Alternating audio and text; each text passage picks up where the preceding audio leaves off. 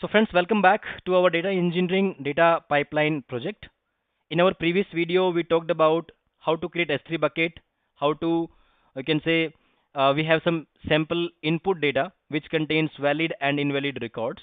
And now in this video, we'll be talking about Lambda function that will be validating our input data. So we will start with creating an IAM role. So just give me a moment. In my AWS console, I will duplicate this page.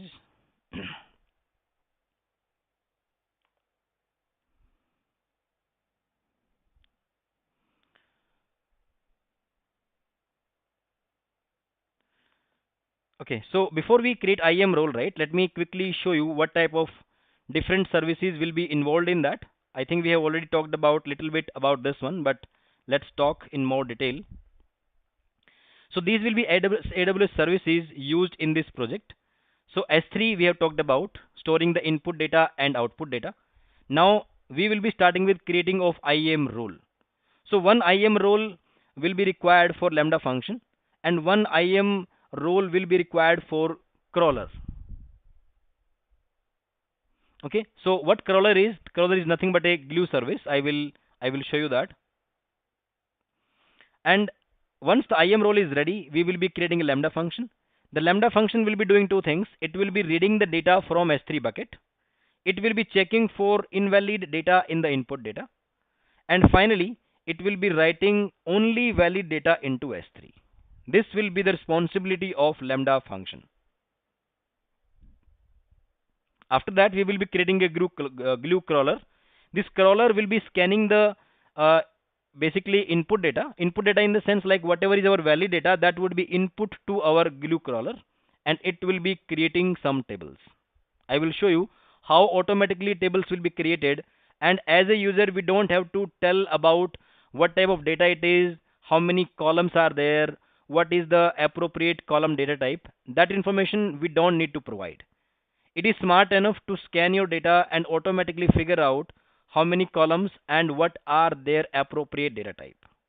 And finally, Athena will be used for creation of analyzing your final data available within the tables. Okay, so as we were talking about creating the IAM role, right? So I will be creating IAM role for Lambda function now, and it needs two things. First thing is basic Lambda execution permission. Any service, right, whether it's a Lambda function or EC2 instance or you can say crawler or everything, right, they need some basic permission related to that particular service. Apart from that, whatever you want to do, just like in Lambda function, we want to read and write into S3 because input data we will be reading, and after finding the valid and invalid, we will be writing back the valid data back into S3. So ultimately we need the read and write permission to S3. So let's create one IAM role, and then we will be moving ahead with Lambda code creation. Okay, so I am going back to my previous page and will search for IAM. Okay, so IAM has many components like users, groups, policies, rules. If you want to explore this thing and want to understand in much more detail, you can go through my again like data engineer playlist. There you can find the separate individual video for different topics. Okay, as of now we'll be creating a role, so I am going to roles, and now I will be creating one role. So you can see that on the right side you can click on create role, and for which service you want to create the role. So I would like to create for Lambda, right? Select Lambda and click on next. Now you can attach some permission policy as explained you, right? For Lambda there is a basic Lambda execution policy because that would be required. Let me search again. Lambda basic, it's there. You can see the last one, AWS Lambda basic execution role. As the name indicates, for any Lambda this is mandatory. On top of that, whatever additional permission you want, you can add that. So I am selecting this. Okay, and now I will search for S3 because I need to read and data from S3, so I'm giving S3 full access. You can see that. We have S3 read only access as well, but that won't be sufficient because we need to write the data, output data back into S3. That's why I will go with S3 full access and click on next. Okay, you can provide some meaningful name. So I can say data pipeline lambda function role. Okay, you can provide some meaningful name, and after that the permission we have already attached, S3 full access and lambda basic execution permission, and finally create role. So this way our role is successfully created, and the next step would be creation of lambda function. Okay, so I will be creating a lambda function. So let me search for lambda function, and you can see the tagline, run code without thinking about servers. Lambda itself is a serverless service. That means behind the Lambda, AWS will be launching one server, small server for you, and whatever time it will take for execution of your code, suppose it's taking few seconds or few minutes, only for that time, that period of time, the server will be running, and as soon as your code is finished, the server will be automatically terminated. So ultimately, as a user, you don't have to worry about launching the server, keep the server running, stopping it. That's not your concern. You can concentrate only on writing your code. Okay. So what I will do is I will be clicking on Lambda and will be creating our first Lambda function. So you can see that there was a Lambda function created yesterday. You can see that last modified yesterday, but let's leave it. We'll create a new Lambda function. So you can provide some meaningful name. I would say validate input data function. You can give any meaningful name. Okay. So now the runtime, the which programming language you will be using for it. So I will be going with Python. Okay. And permission, right? You can see that change default execution rule. In case you are not changing it, it will automatically take some role, and that role will definitely not have access to S3. And finally, when you will run your code, which will try to read and write the data from S3 bucket, this will fail. That's why in advance we created the IAM role, and that we will be changing here. So you can see that create a new role with basic Lambda permission will not do this, because apart from basic Lambda permission we need something additional. That's why we will be using an existing role, because we have already created one role just few minutes back. So I will be clicking on this, and you can see here it's available. So you can select this role and click on create function. Okay, so our Lambda function is created, but there is no code. We have to provide some Python code, then only we will be able to do something. The code will be able to go through your input file line by line and check few things like whether every line contains the required number of fields or not, or employee ID is missing or not. It will check few things, and finally it will separate out valid and invalid data. Okay, let me show you the code, and then we should be good to execute our Python code. Okay, so give me a moment. I will show you the Python code.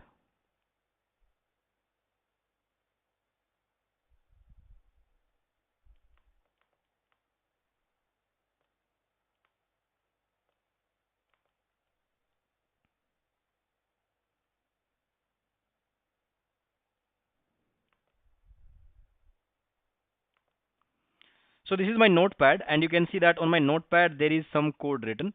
So let me do one thing. Let me copy this code completely, and I will paste into our Lambda function, and then I will explain like what this code is all about. So I'm copying this code. I can provide this code in my Google Drive. So I will provide the description of the, you can say, link for this file in the description of the video, so that you can download this code and you can create your Lambda function. Okay, so I'm going back to my Lambda function. From there I will be putting this code. So you can see that there is some lines of code written. You can remove everything and just replace with my written code. Okay. You can click on deploy. Deploy means whatever code changes you have made, those will be saved. You can say that. Okay. So on very high level, I will not go through line by line. I will explain you on high level what exactly this Lambda function will do. Okay. So first of all, whenever you will upload any file into S3 bucket, we will set up a trigger so that it triggers the Lambda function. That means we don't need to trigger the Lambda function manually. That would be based upon the file availability into your S3 bucket. Okay. Once this Lambda function is executing, what it will do is, first of all, from your event is nothing but when you are putting some file into S3, one event, or you can say one trigger, will be starting this Lambda function. So that event has some detail, like which S3 bucket, which file has been copied, what time, date, everything.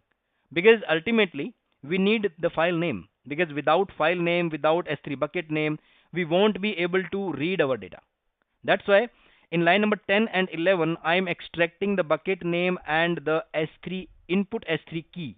That is nothing but your input file name, including the complete path. Like we have input data inside that employee folder, inside that your file name. So complete path it will provide to you. Okay.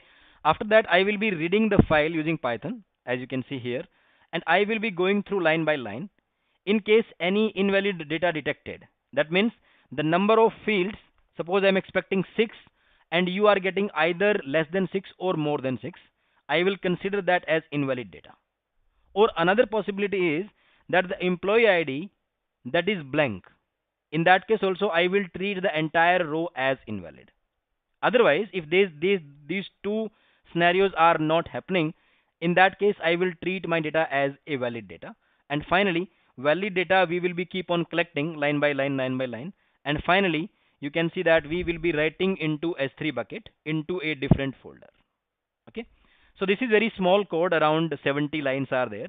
You can go through this and you will, basically we are doing three things: reading the S3 data, going through line by line, and detecting which one is valid and which one is invalid, and finally writing into S3 bucket.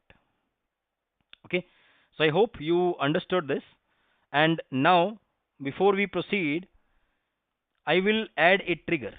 So you can see that there's an option, add trigger, because I don't want to run this Lambda function by you can say manually. Rather, I would copy some file into bucket and it should trigger automatically. So I will click on add trigger. And what is your source? In my case, my source is S3. Okay. Bucket. So data pipeline project 007, that's my bucket. Event type. So you want to trigger this Lambda based upon what? When some file is copied, or when some file is deleted, or there are many possibilities. But the best one is, and as per our need, all object create event. That means if the file is created, I mean created in the sense uploaded. There is no way to create file in S3. You can only upload. It's like a Google Drive, right? So whenever you are uploading any file into this particular bucket, then this Lambda will trigger. But I don't want to trigger it for every type of file, because I have input data folder, I have output data folder also, right?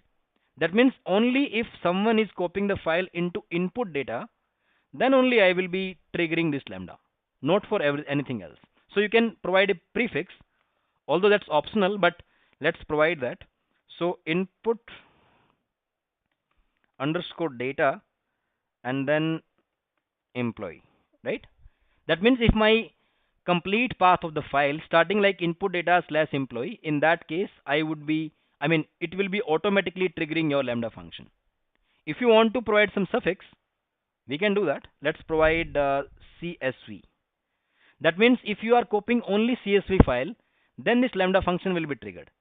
If you are copying some other file, docs file, Excel file, PowerPoint file, any movie file, video, audio, this Lambda function will not be triggered.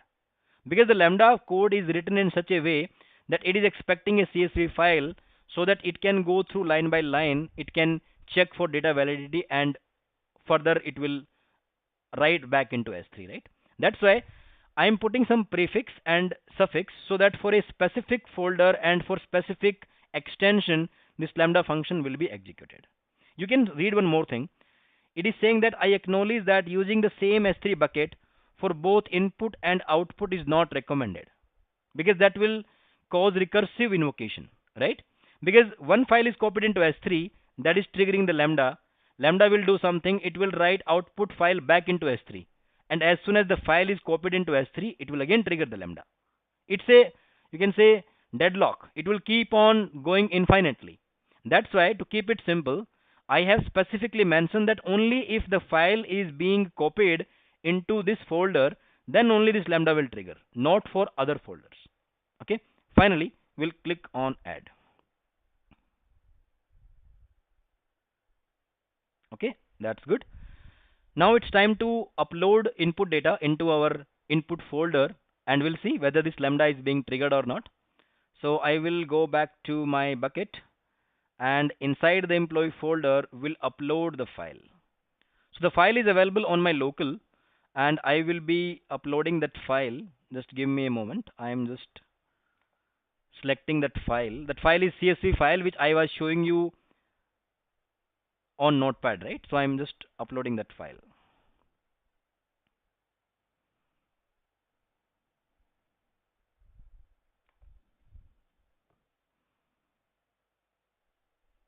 Okay. So the file has been successfully uploaded into this bucket within input data folder and further employee subfolder. The file has been successfully copied, and it fulfills our both requirement. It starts with input data employee and the file extension is .csv. Ultimately, I'm expecting that it should trigger my Lambda function. Is that so? Let's check it out.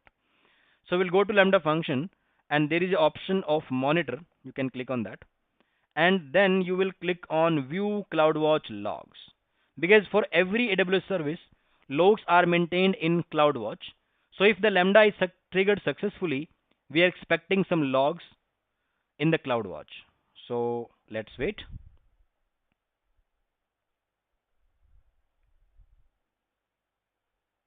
Okay, you can see that 3rd of September 1350, that's 1 minute back. This is the log. Whether it was successful or not, I'm not guaranteed. Let's check the log and we'll figure out. Okay, that's great. So you can see that reading file input data employee sample employee data.csv from S3 bucket, this one. That's good. It's reading the data, and it found 4 invalid. You can see this one, invalid data detected. This one is invalid because I think the manager employee ID is missing. Invalid employee ID detected because employee ID is blank. So this row is discarded. Similarly, 2 more rows are there. One has additional detail. You can see this one, and one has less detail. So ultimately, out of our all the rows, 4 rows have been marked as invalid, and remaining, you can see that writing file output data employee sample imp.csv into S3 bucket, this one. So the file has been written into the output data. Is that so? Let's check it out. We'll go back to our bucket, and instead of input data, rather I will go for output data. So I will go to output data, and if you notice one thing, we did not create this subfolder. It was automatically created by your Lambda function, because if it does not find the path, it will automatically create. So it created the employee folder, and inside that you can see with the same name sample underscore emp underscore data.csv, but there is a difference in the number of records. We can see the number of difference in the size also. The size of output file is 252 bytes, and if we go to input, right, let's check. You can see that there is a difference in the size because few rows, basically 4 rows, have been eliminated from the input data, and only valid data has been written into our output folder into our S3 bucket. Okay. So friends, with this one we are done with creation of IAM role for Lambda function, and then creating the Lambda function itself. After that we added a trigger for S3, and the trigger worked perfectly fine because we copied one file into S3 bucket that has been checked for valid and invalid data, and finally the output data is available into our S3 bucket. Okay, so that's all about this video.